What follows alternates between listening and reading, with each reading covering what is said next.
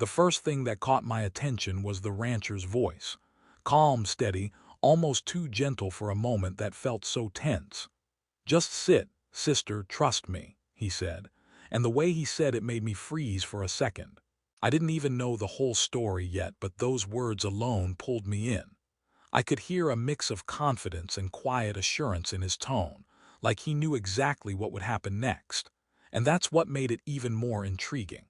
I found myself leaning closer, wondering why he sounded so sure, wondering what he wanted her to trust him about. There was something in his voice that didn't match the situation. It didn't sound like someone giving a warning. It didn't sound like someone playing a joke. It was more like someone guiding another person through a moment that mattered. And then I imagined her standing there, confused, tired, and maybe a little scared, trying to figure out whether to listen to him. That hesitation alone made everything more interesting.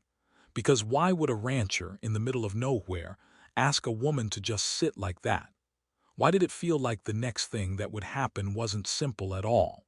As a viewer, I could feel the tension rising in my chest. Not the loud kind of tension, but the quiet, slow-building kind that makes you want to stay and see what comes next. His calmness almost felt like a message. And even before she moved, I already wanted to know what she would feel the moment she finally sat down. She arrived at the ranch the way many people arrive at a breaking point, quiet on the outside, but carrying too much on the inside. I could almost picture the dust rising behind her as she stepped out of the old truck, the kind of dust that makes the world feel slow, heavy, and strangely peaceful. She wasn't used to that kind of peace. Her life in the city didn't leave space for it. Traffic, rush, deadlines, noise. She had been running for so long that she didn't even realize how tired she looked until she stood there in front of the endless open land. What struck me immediately was the way she scanned the place. Not like someone admiring a view, but like someone searching for something they couldn't name. Her shoulders stayed tense, as if they were waiting for the next problem to jump out at her. I felt that because I've seen people carry that same weight, the kind that doesn't come from physical work, but from thinking too much, worrying too much, feeling too much without saying anything. The ranch was nothing like her world. The ground was dry but honest. The sky was wide and fearless. The air was warmer, slower, something that didn't rush her but didn't comfort her either.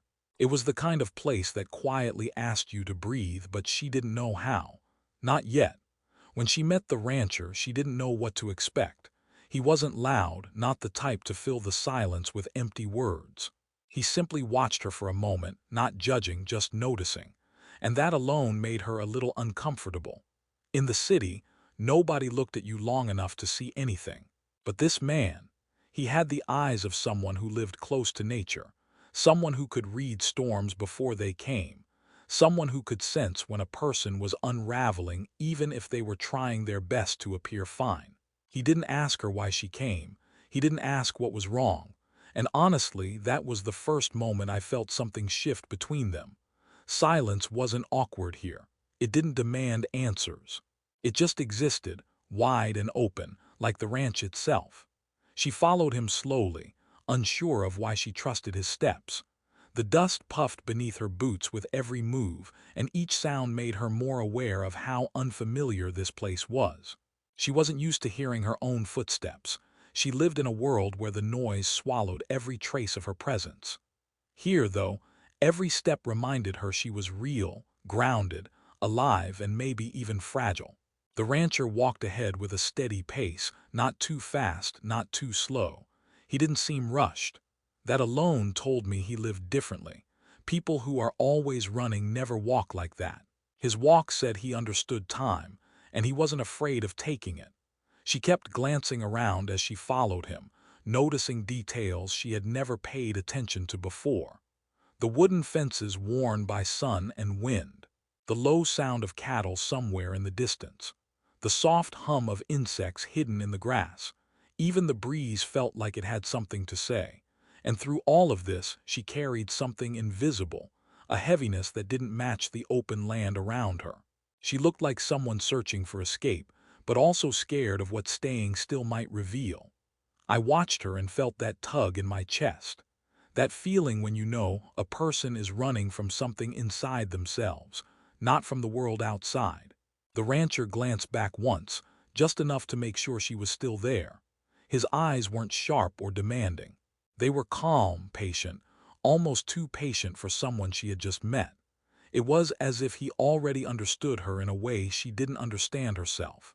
And maybe that's why she kept walking behind him. She didn't trust easily, but his quietness didn't push her away. It almost guided her without words. When they reached the shaded part of the yard, she paused.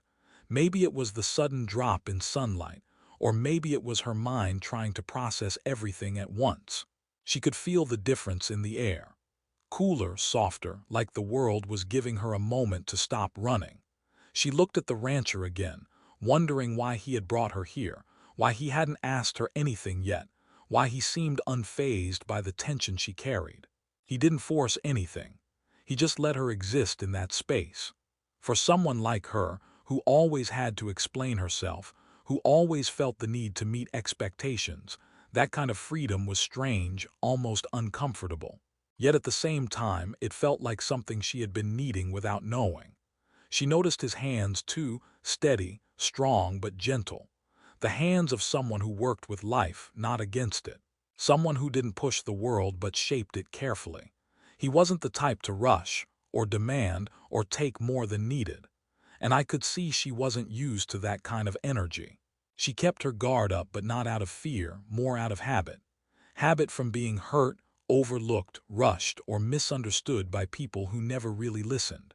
I kept watching her reactions, the way she breathed shallowly at first, the way her eyes scanned everything like she needed to understand her surroundings before she could relax, the way her fingers twitched slightly, like she was trying to let go but didn't know how. And the rancher just stood there letting her feel whatever she needed to feel. No judgment, no pressure, no questions, just presence, real presence. The kind many people forget how to give. She seemed surprised by that, maybe even a little thrown off. But slowly, just a little, her shoulders dropped. Not much, not enough for her to notice, but enough for me to see.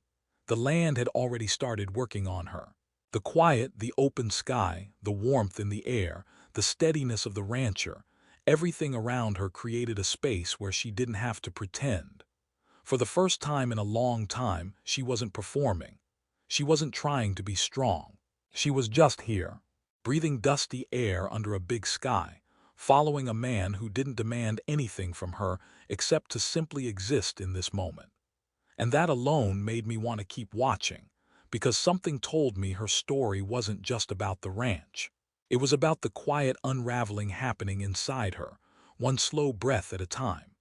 He paused near an old wooden bench, the kind that looked like it had seen years of sun, storms, and quiet afternoons. The bench sat under a patch of uneven shade, half covered by the lean branches of a tall mesquite tree. The wood was cracked in places, a little warped, but still strong enough to hold stories. I watched her stop a few steps behind him, unsure why he brought her there. She kept her arms close to her body, like she was trying not to take up space. The rancher turned toward her, and there was something different in his eyes this time. Not pity, not confusion, almost like he had been waiting for the right moment to show her something. He nodded toward the bench and said it again, softer this time, "Sit." Just that. One small word, and it carried more weight than it should have. She blinked, confused. Her eyes moved from him to the bench and back again, trying to understand what he expected. It wasn't a normal request. Not here. Not now. But he didn't offer any explanation. He didn't rush her. He simply kept standing there with an expression that somehow balanced calmness and seriousness at the same time. As a viewer, I felt a shift in the air, a stillness, a moment that held something unspoken. I could almost feel her heartbeat picking up as she tried to decide what to do. Her instincts told her to question him, to ask why. But she didn't. Maybe because her mind was already too full. Maybe because she didn't have the energy to argue. Or maybe because, for reasons she couldn't explain, something about the rancher made her feel like she could trust him, even if she didn't fully understand him. She took one small step forward. Her boots brushed against the sandy ground. She hesitated again, her fingers curling slightly like she was preparing herself for something unknown. The bench didn't look comfortable. It didn't look safe either. It looked like a place that had been forgotten, left alone under the changing weather. But the rancher seemed so sure of it, so certain this was the right moment, the right place. When she opened her mouth to speak, maybe to ask a question, he raised a hand gently, stopping her without saying a word. Not in a controlling way, more like he wanted her to experience something without breaking the moment. He was protecting the silence, the way some people protect a fragile truth. "Just trust me," he said. This time the words didn't sound like a request. They sounded like a bridge, something solid she could walk across if she chose to, and for a second she just stared at him. His face carried the calm of someone who had lived through storms, real storms, emotional storms, all kinds. His eyes didn't show doubt. They carried only patience, the kind that doesn't rush you but doesn't let you run away either. It made me wonder what he saw in her, what in her expression or her posture told him she needed this moment. The rancher wasn't the type to do things without reason. And the woman, she wasn't the type to surrender easily. But here she was, standing frozen in front of a simple wooden bench, and something in her chest seemed to be fighting between fear and curiosity. She glanced down at the bench again. The shade from the mesquite tree danced gently across its surface. A faint breeze moved past, brushing her hair slightly. Even that small movement felt symbolic, like the world was nudging her forward. She breathed out slowly, as if releasing something she had been holding for too long. Then she stepped toward the bench. I felt the tension in my own chest tighten a little as she reached out and let her fingertips touch the wood. It was warm from the daytime heat, rough under her skin, real. Something about that contact seemed to ground her, even if only for a moment. But the hesitation didn't fully fade. Her body held a quiet stiffness, the kind people carry when they're afraid to make the wrong move. She turned her eyes to the rancher again, almost asking, "Are you sure?" He answered with a slow nod. No smile, no push, just certainty. She lowered herself onto the bench slowly, carefully, like the wood might give way or like she might regret trusting a stranger. And the moment she began to sit, I felt a strange anticipation build inside me. Something in the air felt charged, but not in a dangerous way. More like the world was holding its breath. The rancher watched her with an expression that mixed understanding and something deeper. Something like he already knew what she was about to experience. Before she could settle fully, she paused, sensing something. Her back straightened, her eyes widened slightly, and her hands tightened on the edge of the bench, not out of panic but because she felt something, something underneath, a shift, a soft movement, a presence. She didn't react loudly, she didn't scream or jump, but her whole body went still, frozen in a moment that made the air feel thick. Her breath caught in her throat. She didn't know what it was. She didn't know what it meant. She only knew that the bench wasn't empty beneath her. Her eyes shot to the rancher, silently demanding answers. But he didn't rush forward. He didn't look shocked. Instead, he kept the same calm expression, almost as if this was exactly what he expected. That calmness made the moment even more intense, more gripping, because I, as a viewer, could feel the confusion rising inside her, the uncertainty, the quiet fear, the instinct to stand up, to move away, to run, but also the strange sense that the rancher wasn't worried. And if he wasn't worried, maybe she didn't have to be either.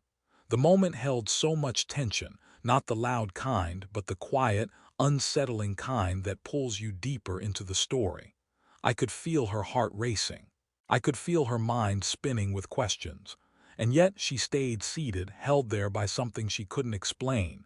And the rancher, he was still watching her, still steady, still wordless, still waiting for the right moment to reveal what she was sitting above. Her breath came out sharp and thin, almost like it didn't know whether to leave her body or get trapped inside her chest. The moment she felt that movement beneath the bench, everything inside her seemed to freeze.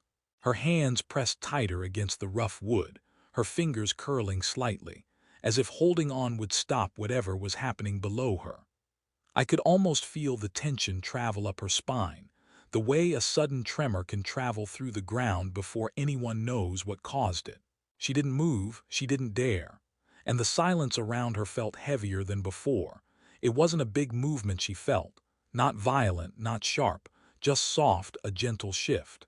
But sometimes the quietest movements are the ones that stun you the most, because your mind has no idea how to label them. Her eyes stayed locked on the rancher, searching his face for a hint of danger, a hint of reassurance, a hint of anything that would tell her what to do next. But he didn't rush. He didn't break into a smile or laugh at her fear. He didn't reach forward or step back. He just stood there with that same steady expression, like he had seen this moment unfold 100 times before. That calmness almost frustrated her, because she felt something. He knew she felt something, and he still didn't explain. A small breeze brushed across her cheek, but even that didn't move her. Her whole body was locked in place, every muscle paying attention to the tiny world beneath her. Her eyes flicked downward, though she couldn't see anything from where she sat. The darkness under the bench looked still, silent, giving no clue about the source of the movement. Another faint shift came from below. She felt it through the wood, so soft it could have been imagined, but too real for her to dismiss. Her breath caught again, heavier this time, like her chest didn't want to let go. Her voice trembled when she finally spoke. What was that?" The rancher didn't answer right away. He took a slow step closer, not to startle her, but to bring himself into her line of sight more clearly. His boots moved soundlessly across the dirt, each footstep sure and calm, as if he was afraid any sudden movement might break the fragile moment she was caught in. "You felt it, didn't you?" he said gently. His tone didn't carry fear. It carried something else, something like understanding. And the way he said it made me lean in as a viewer, because it wasn't a question asked out of curiosity. It was a question asked out of knowing. She swallowed hard. Yes, something moved. Her voice was barely louder than a whisper, but the rancher heard her clearly. He nodded slowly, his gaze never leaving her face. "Good, good." That word hung strangely in the air. Good. How could feeling something under a bench be good? She didn't understand, and the rancher's calmness didn't make sense to her. But something deeper was happening, something that made the moment feel important in a way she couldn't yet grasp. Another shift came, this time even gentler, almost like a slow, tired breath from the ground. She felt it again through the wood, and her body stiffened for a second time. Not out of fear now, but out of pure confusion. "What is it?" she asked, her voice shaking but steady enough to show she wanted answers. Instead of speaking, the rancher crouched down beside the bench. He didn't touch it, he didn't lift it. He just placed one hand lightly on the edge as if greeting an old friend. She watched him with wide, uncertain eyes, wondering why he was treating the bench, and whatever was under it, with so much care. "It's all right," he murmured, almost more to the thing beneath the bench than to her. And that's when I felt the story deepen, because he wasn't just calming her. He was calming something else, something alive, something fragile. She leaned forward slightly, not enough to stand, but enough to show she was torn between wanting to run and wanting to understand. The movement under her had changed. It wasn't random now. It felt almost like a slower, softer rhythm, repeating with a quiet consistency she recognized but couldn't place. Breathing. That's what it felt like something small was breathing beneath her. Her eyes filled with a new kind of tension, not fear anymore, but a bewildering sense of tenderness she didn't expect to feel. Her fingers loosened slightly, no longer gripping the bench for dear life, but pressing into it gently, as if she didn't want to disturb whatever was beneath her. The rancher finally looked up at her with a faint softness in his expression, one that hadn't appeared until this moment. "You're not sitting on danger," he said quietly. "You're sitting on something that needs you to stay calm." Those words shifted the air again. Not lighter, not heavier, just different. She blinked, stunned. Her mind raced through possibilities: an animal, a tool, something alive, something hurt. Every guess only made the suspense build stronger, but he wasn't done. "You're sitting above something that's scared," he added, "and something that doesn't understand the world yet." Her breath softened just slightly. Something inside her calmed too, almost without her permission. Something scared, something new, something that didn't understand the world yet. Her lips parted. "A baby," she whispered. The rancher didn't answer. Not yet. He just gave a small nod, not confirming, not denying, but nudging her closer to the truth. Her heartbeat slowed, replaced by an odd warmth she didn't expect to feel after the fear she just went through. The bench creaked faintly under her as she shifted her weight, but the movement underneath didn't stop. It continued softly, a tiny rhythm of breath that felt almost fragile enough to break. And in that moment both she and I, as a viewer, felt something change. Not the situation, not the rancher, not the bench, but her, and the quiet way she began to sense the life hidden beneath her. The rancher rested one knee on the ground beside the bench, moving with the kind of patience that only comes from years of working with life in its most fragile forms. His hands hovered close to the wooden edge, steady and gentle, as if he didn't want to startle whatever was beneath her. She watched every movement, her eyes following the slow rise and fall of his chest, trying to match his calm even though her heart was still racing with confusion. He finally touched the corner of the bench with his fingertips, not lifting it yet, just letting his presence settle. The warm breeze shifted the silence around them, carrying the faint scent of hay and earth. She felt the movement under her again, this time smaller, slower, almost like whatever was beneath her could sense the rancher's nearness and was responding to it. Her breath softened without her even noticing. The rancher leaned in slightly and whispered something so quietly that she could barely hear it. It wasn't words meant for her. It was meant for whatever small life was hidden beneath the bench. The tone he used was tender, calming, the same way someone might speak to a frightened child. She felt something in her chest loosen at the sound of it, as if the tenderness wasn't just meant for the creature. It was meant for her too, even if he didn't say it aloud. "Easy now," he murmured, then he looked up at her. Ready? She didn't know if she was. She didn't know what she was supposed to expect. But the way he asked the question felt less like a test and more like an invitation. An invitation to trust, not just him, but the moment itself. And even though her mind was full of questions, her body answered before she could think. She nodded. The rancher placed both hands gently on the bench and lifted it just a few inches, slowly, carefully, like unveiling something precious. The world seemed to hold its breath with her.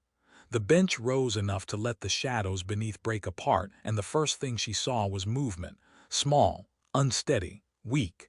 Then the shape came into view, a newborn calf. Its body curled tight, legs tucked beneath itself as if trying to disappear into the earth. Its fur was still damp in places, clinging to its frail frame. Its breathing was shallow, the tiny rise and fall she had felt through the wood. The calf blinked up at the sudden light, its eyes soft and dark, filled with newness and confusion. She gasped, not in fear but in stunned wonder. It was so small, so vulnerable, so unexpected. The rancher lowered the bench again, but not fully, just enough to keep the calf shaded while letting her see it clearly.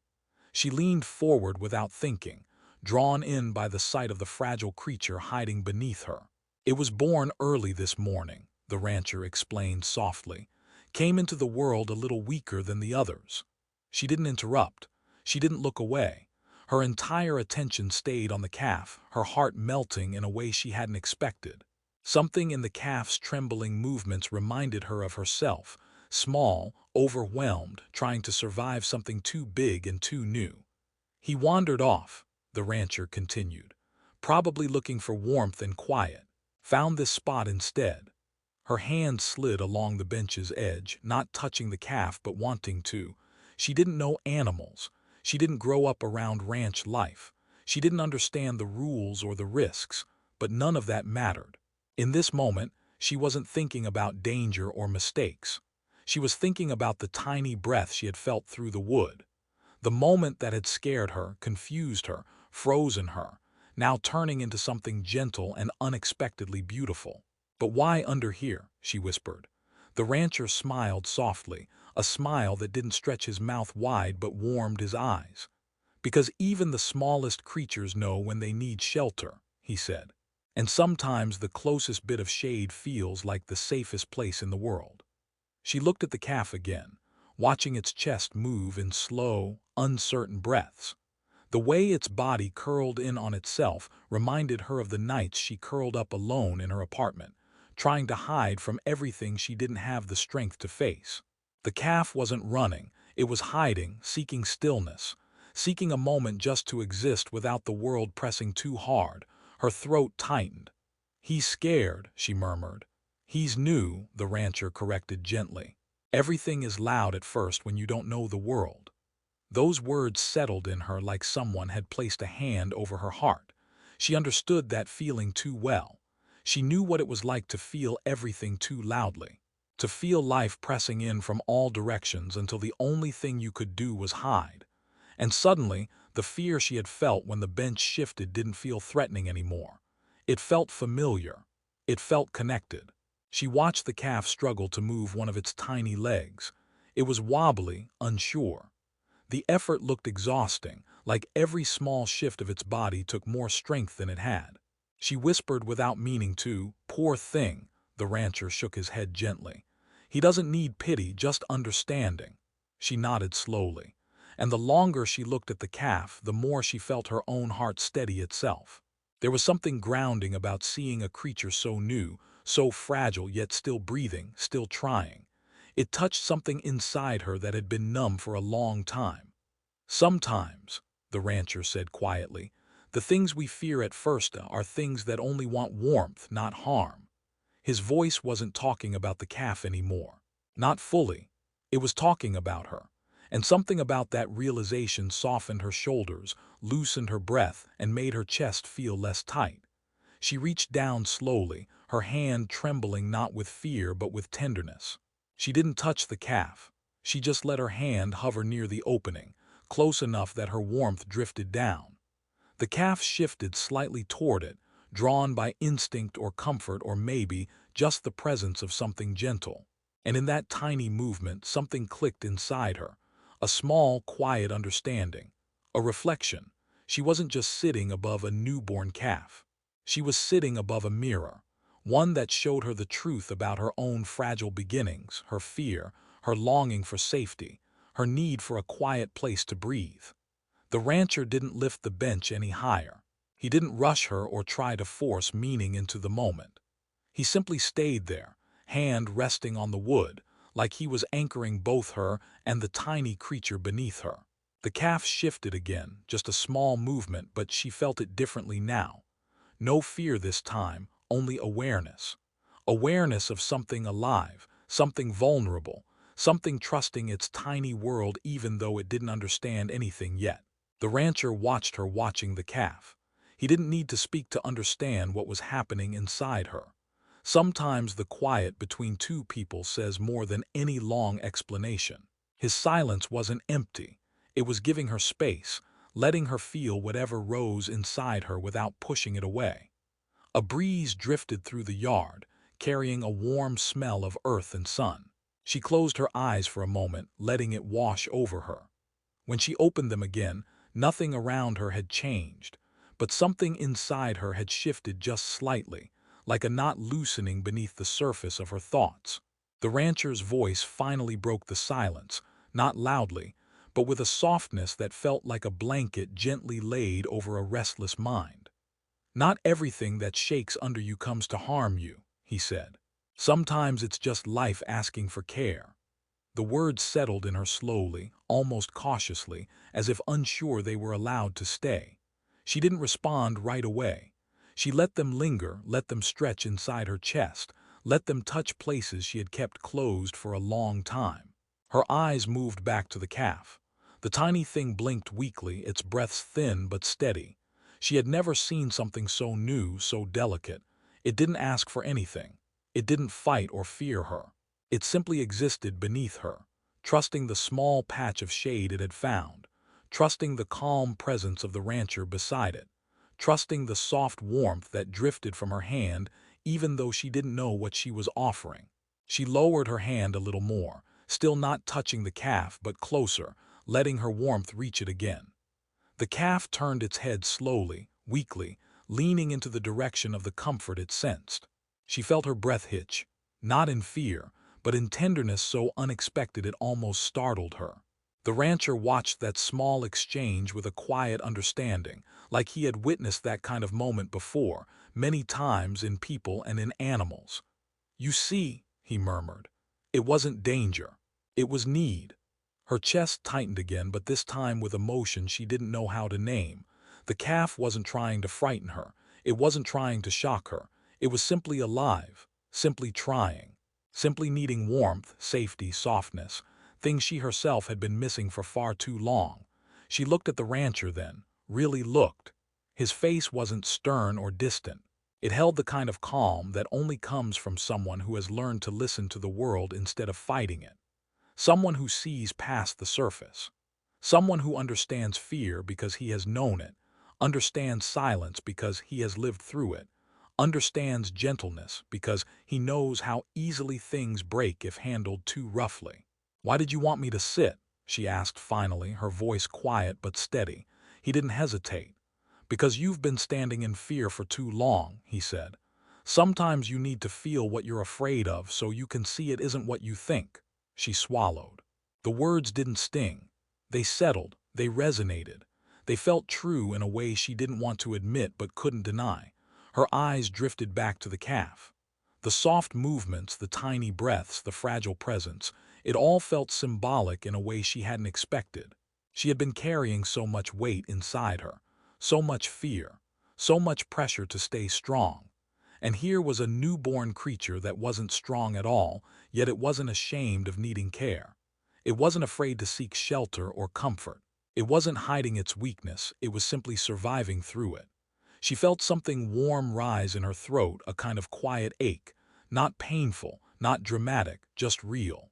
The kind of ache that comes when your heart recognizes something you've been trying not to feel. The rancher rose slowly to his feet, brushing dust from his jeans. He didn't look at her with expectation or concern. He didn't try to guide her next move. He simply stood beside her, offering presence without pressure. She kept her hand near the calf, watching it relax slightly, as if sensing that it wasn't alone anymore. And as she watched its tiny movements, she felt her own breathing fall into a slower rhythm. Not forced, not controlled, just natural. Like she was finally letting herself breathe with the world instead of against it. The rancher's voice came again, low, warm, almost like the earth itself was speaking through him. "You don't have to run from every shake in your life," he said. "Sometimes it's just something small asking you to slow down and notice it." Her eyes softened, her shoulders sinking a little as she let the words settle deeper inside her. She wasn't used to being spoken to like that. Gently, truthfully, without judgment. And the strange part was, she didn't feel exposed. She felt understood. She looked at the calf again and realized that she wasn't just watching a fragile creature learn to exist. She was watching herself reflected back in its tiny breaths, its quiet trembling, its instinct to hide until the world felt safe enough to step into. The rancher took a slow step back, giving her and the calf space. "I'll give you a moment," he said simply. He didn't walk far. He didn't leave. He just moved enough to let her feel the quiet, the space, the unlikely connection forming between her and the small life beneath her. She stayed seated on the bench, listening to the faint breaths from below, letting the warmth of the moment seep into her chest. And for the first time in a very long time, she didn't feel like she was bracing for the next thing to go wrong. She didn't feel like she was carrying the weight of everything alone. She felt still, present, tender, soft in a way she had forgotten how to be. And beneath her, the tiny calf breathed on, fragile, hopeful, and unafraid of seeking comfort in the quiet warmth of a stranger who, without realizing it, needed that connection just as much as it did.